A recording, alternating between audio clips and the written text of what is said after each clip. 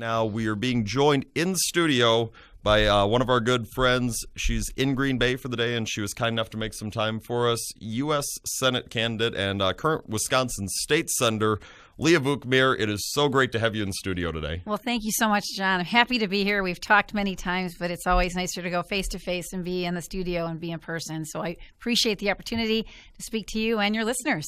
It was actually just less than a week ago where failed Democrat Senator Tammy Baldwin had held an event in Milwaukee where she was talking about how she was a champion of veterans, and she even created her, I believe it's called the Veterans for Baldwin Coalition. And, of course, this all comes after what was just a completely disgusting neglect of the veterans that we had at one of our VA hospitals here in Wisconsin at the Tomah VA a few years back. I mean, she had the report of what was going on. She knew what was happening there. Veterans were mistreated, and it wasn't until a veteran tragically passed away that something was finally done about this.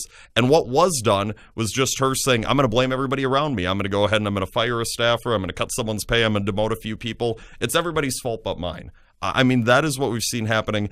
And now she's coming out here acting like she is the champion of veterans. When you hear stuff like what she was saying last Friday in Milwaukee, I mean, what does that make you think? Well, it's despicable.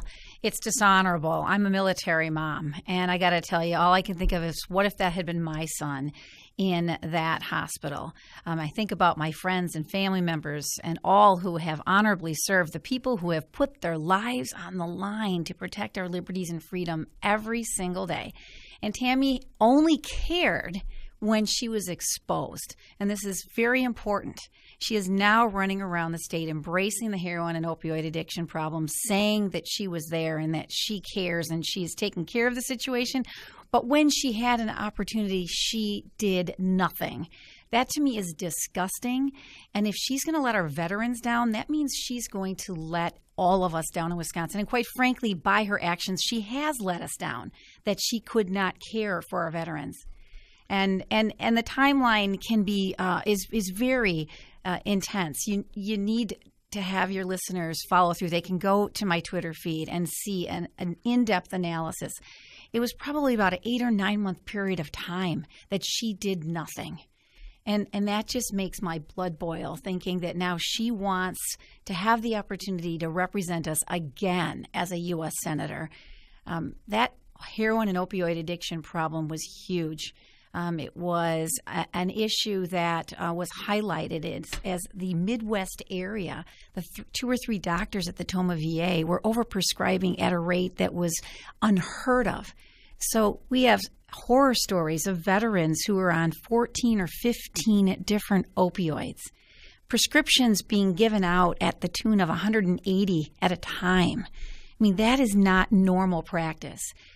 The facility became known as the Candyland, and that doctor, one of them, was called the Candyman. Now, can you imagine the extent to which this problem was bleeding out outside the community, not just our veterans? And if that isn't bad enough, the entire region is affected. That means your children out on the streets in the area around Tomah, those families, teenagers, people were becoming addicted. And Tammy Baldwin was more concerned about protecting her job, more concerned about protecting President Obama than she was about protecting and standing up for our citizens in Wisconsin. I'm disgusted by it. She's a liar, and she should not be reelected. I mean, you're not alone in your disgust. I am, and we hear from listeners of this program all the time. When we've discussed this matter in the past, we've had people who had family members at Tomah VA at the time we're discussing right now. They've talked about those experiences. I mean, when you hear the story directly from those people who were affected, where their loved ones were there, I mean, it makes it all that more real what was going on. I mean, I'm not here to just try and, be, some sort of propaganda machine and lie to you. That's not what I'm doing. This is something that is seriously wrong that was going on. This is not politics. This is just a matter of right and wrong. And she was clearly in the wrong. And then the fact that she just, to this day, won't own up to it. I mean, she creates this Veterans for Baldwin Coalition. She talks about how great she does with veterans. And it doesn't stop there. She blames you, Ms. Vukmir. She blames you for politicizing the issue because you're calling her out for her failures, her biggest failure, There's a lot of them. The biggest failure. You're calling her out on that, and she's saying that you are politicizing this. I mean, this might be the first time I'm meeting you in person. I've talked to you a bunch of times and stuff. I mean, for you, it does not seem like this issue is about politics whatsoever. No, it isn't. And that's, of course, just typical of Tammy Baldwin. It's typical of the left that Tammy Baldwin wants to detract from her failures, and she's going to pin it on me. She made this political when she sat on it. She made it political when she decided to do nothing about it, but then when it was exposed, she had to cover up to the point of using Hillary Clinton's attorneys, the same attorneys that helped Hillary Clinton with Benghazi. It's disgusting. And you know, to think, I think about this often, that could have been my son. That could have been my son's friends who he's serving with currently. It is so wrong on so many levels. And how can we expect somebody like this then to represent us? And yes, of course, Tammy Baldwin wants to turn this on me. Everything she's doing in this campaign, all of her negative lies and distortions, the ads that she's putting against me, political ads, are all done to deflect from her gravest failure. And I sincerely hope, for the sake of Jason Simkowski and for all the other veterans that were there, that the people of the state of Wisconsin will say, enough is enough, Tammy Baldwin, it's time for you to go.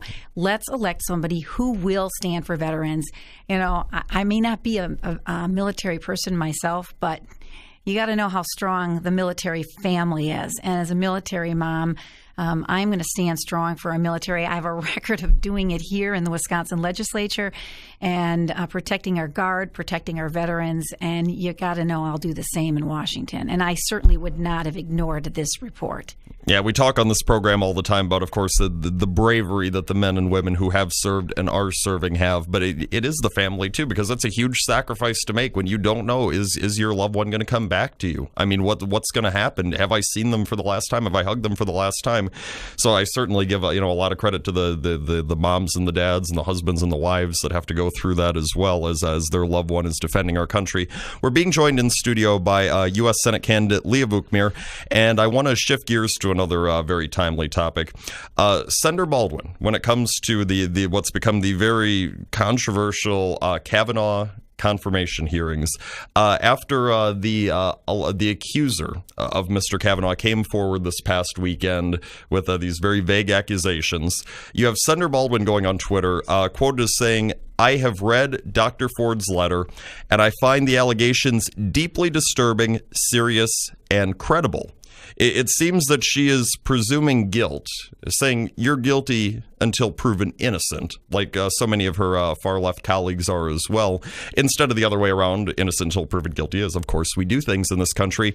I offered her to come on this program to elaborate on what she was saying, just to make sure I didn't take it out of context. And once again, I was blown off for the sixth time, I think it is, by her team.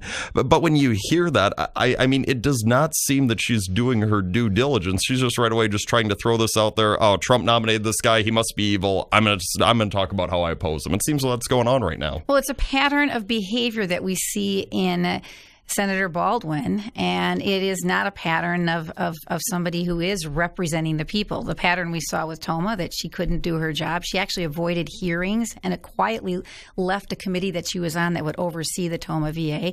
Now, 48 hours after Kavanaugh was announced by the president, she said she wasn't going to confirm him without even meeting him. And yes, these are serious allegations, and I am glad that Republican leadership, the chair of the committee, has offered to have a hearing, to have Judge Kavanaugh, to have Dr. Ford have an opportunity to say exactly what happened so we can get to the bottom of serious allegations, even to the point where Senator Grassley has offered that we can do these privately so you don't have to have the circus of being in a hearing room with cameras and people listening.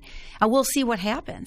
That opportunity has been given, and if indeed she is sincere about this, I would hope that she would follow through. But again, Senator Baldwin wants to have Dr. Ford have an opportunity, but she's not willing to listen to Judge Kavanaugh or even meet with him. So what does that tell you? It really speaks to her bias. It speaks to this extent to which Senator Baldwin is so far to the left and does whatever her left-wing leaders tell her to do, that she can't think for herself, that she can't be independent. And I don't think the people of Wisconsin want that. People of Wisconsin want individuals to represent them who are not only going to stand up for their principles, but are also going to buck their own leadership when they know something has been done wrong.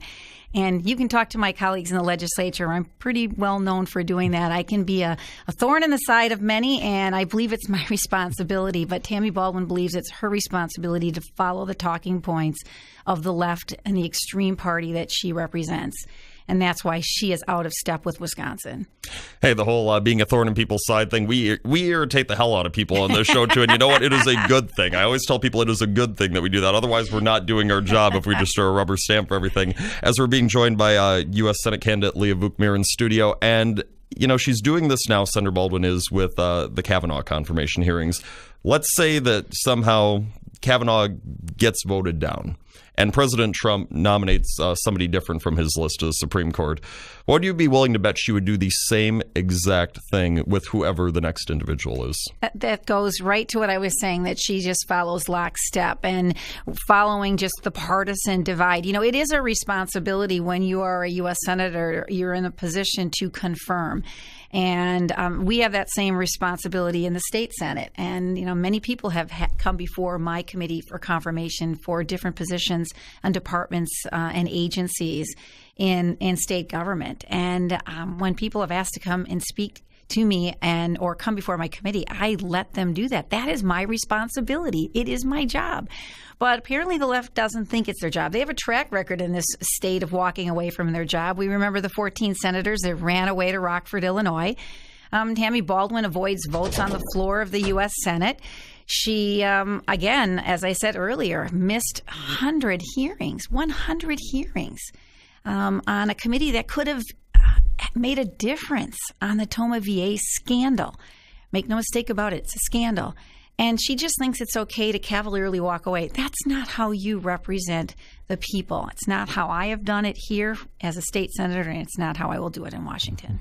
And I do want to shift gears once again here. So there was some positive news for Senator Baldwin recently. It seems that every time there's positive news, it's because there's a new poll out. And it's always that the polls show that, Tammy Baldwin's got a huge lead. The latest ones, I know you and I are, we're both Marquette grads and all that. But the Marquette Law School poll, it seems to lean the way a lot of these other polls do, where it's just, a very biased sample size. It certainly seems. Because the latest polls have you down double digits to Senator Baldwin. I forget what poll it was. One of them a few weeks ago had you down like 30-some points. Like, don't even bother showing up. The race is over. I mean, doesn't it seem that all of this is sort of twofold? One, to try to actually get some positive attention for the Democrat candidate, and then two, just to try to demoralize Republicans, say, hey, don't even bother showing up on Election Day because they want to make it seem like this race is already over? It's definitely a way for her to get attention, most assuredly. And yeah, one had me down 30, one had me down 11, one had me down 2. So it tells you, should tell you a little bit about these polls, that they're all over the map. But I think what's most important is it's just a snapshot in time, and that I talk to people all over the state who are reluctant to participate in these polls. I think if you talk to pollsters, it's harder and harder to get accurate readings. At this same point, Senator Johnson was down by approximately the same amount in his race. So I'm not going to be detracted. It is not going to make me change who I am and how I'm going to execute my game plan for becoming the next U.S. Senator. I think it's really important that I continue to stay focused on getting out the message of what we've accomplished here in Wisconsin. I call it an economic miracle, and how we need somebody to take that common sense to Washington, where I think you would agree with me that we sorely need to have conservative reinforcements in that U.S. Senate. I was thrilled that Vice President Pence came to Wisconsin several weeks ago, maybe a month ago now. The days are flying by. And we had a great conversation. And he said, Leah, it's great that I have the opportunity to be the tiebreaker in the U.S. Senate. I think he said he's done it 8 times already, but I really need you in the U.S. Senate, so I'm not put in that position. And he was sincere in his offer to continue to help, as well as the president. And I hope that the president does come to Wisconsin. I had a great conversation with him. He called me the day after the election.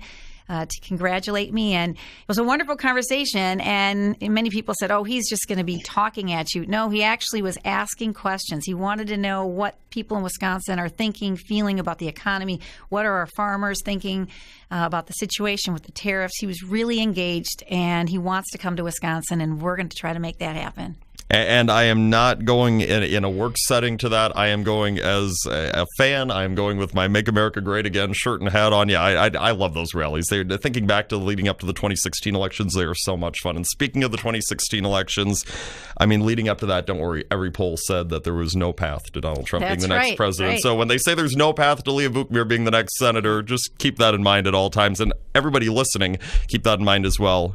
Go out and vote. We can win this. It is incredibly important you do.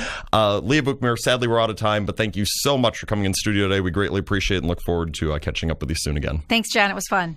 Thank you. Appreciate it. And we have more on the other side of the break. Stay tuned for that. It is somewhere around like 10:54. This is the John Muir Show.